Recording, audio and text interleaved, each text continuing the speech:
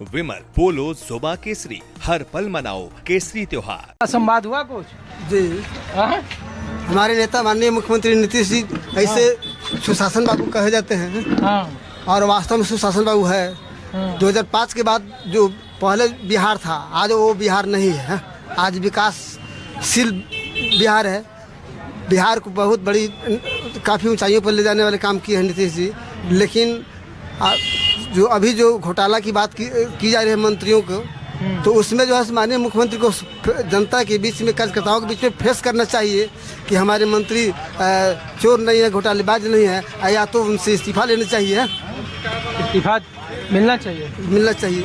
इसके लिए मैं कह सकता हूँ। तो नीतीश कुमार तो बात ही नहीं कर रहे हैं। तो हो सकता है कि इसलिए शंका के घेरे में पड़कर जनता इस पर भी संदिग्ध करके लोग कहेगा कि हाँ, ये भी सरकार सुशासन नहीं, चोर की सरकार है, लोग घोटालेबाजों की सरकार है। आपका क्या नाम है? मनोज कुमार नाम हुआ मेरा। मनोज कुमार, कहाँ से आप? हम भी सिकटा प्रखंड से हैं। तो संवाद कार्यक्रम में भी बात नहीं हुई इस पर? नहीं, माननीय मुख्यमंत्री जी संवाद कार्यक्रम था, लेकिन संवाद नहीं कर पाए।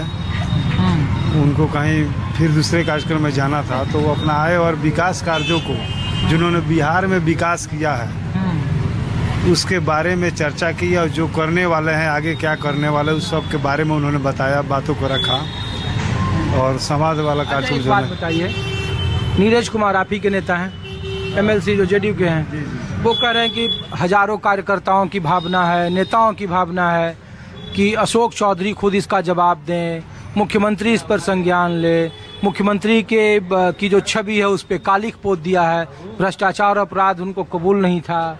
तो वो तो सच ही कह रहे हैं ना। फिर देखिए, पार्टी के नेता हैं, प्रवक्ता भी हैं नीरज कुमार सिंह, MLC साहब जो जेडीयू के। नहीं, कार्यकर्ताओं की भावना क्या है? कार्यकर्ताओं की भावना है कि हमारे माननीय मुख्यमंत्री जो हैं जीरो टॉलरेंस की नीति पर काम करते हैं। अपराध से कोई समझौता नहीं करते हैं, ना भ्रष्टाचार से कोई समझौता करते हैं। इस तो यही मामला चल रहा है ना। चल रहा है, अभी चुनावी मौसम है, विरोधी जो है आरोप प्रत्यारोप तो लगाते रहेंगे।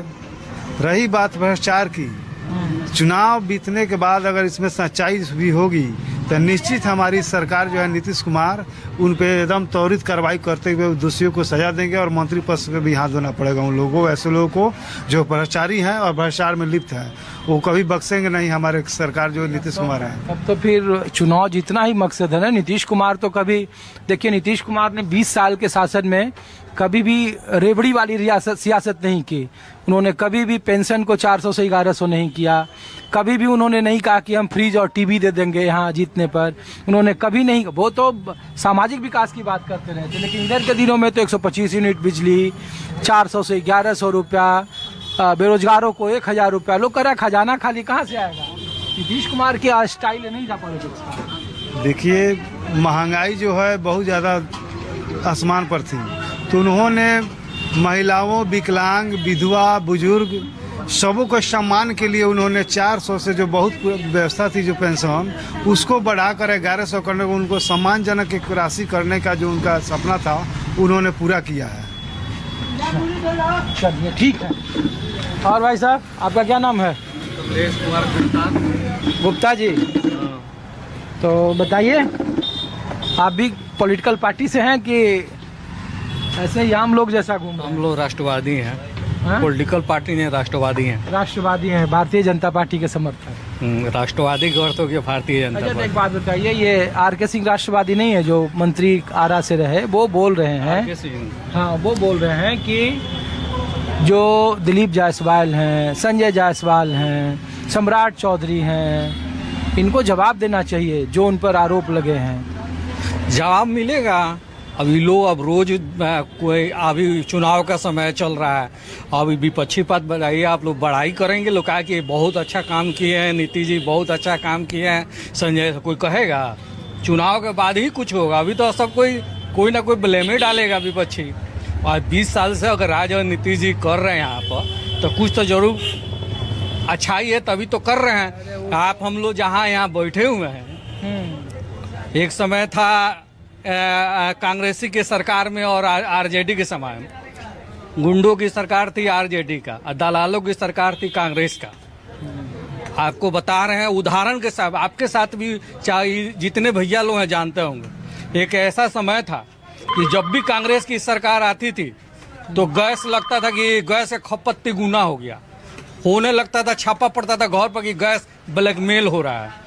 और जब भी बीजेपी की सरकार अपने जीवन में बता रहे हैं, एक बार वाजपेयी जी की सरकार देखे हैं, गैस दुआरे दुआरे लेके लोग घूमता था वेंडर की, कोई ले लो भाई। सबसे ज्यादा तो गैस का सिलेंडर लेके प्रचार करता है लोग। हाँ, HP मैंने यही बात कर रहा है। एक समय था मेरी बेटी बहन लोग कांग्रेस के समय में, RJD के समय में दिन भर बैठकर सिलेंडर के ऊपर बैठे रहता था लोग, सिलेंडर चोरी हो जाएगा। तो लोग कह रहा है महंगाई बहुत है। महंगाई हो, आमदनी भी तो पहले से बढ़ गया है। थोड़े है कि पहले 150 में मजदूरी होता था, आज 500 में लेबर काम करते हैं।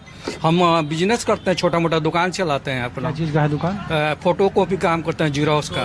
पहले कितना कमाते थे, अब कितना कमाते? पहले हम लोग 5,000 कमा के बहुत संतुष्ट रहते थे, लेकिन आज 15,000 कमाते तब भी संतुष्ट नहीं है। क्यों? क्योंकि समय के अनुसार मांग, चॉइस बढ़ गया। लोग का पहले था कि दिया और लाइट में जिंदगी जी लेते थे, आज है कि पहले छत पर सो के दिन काट लेते थे।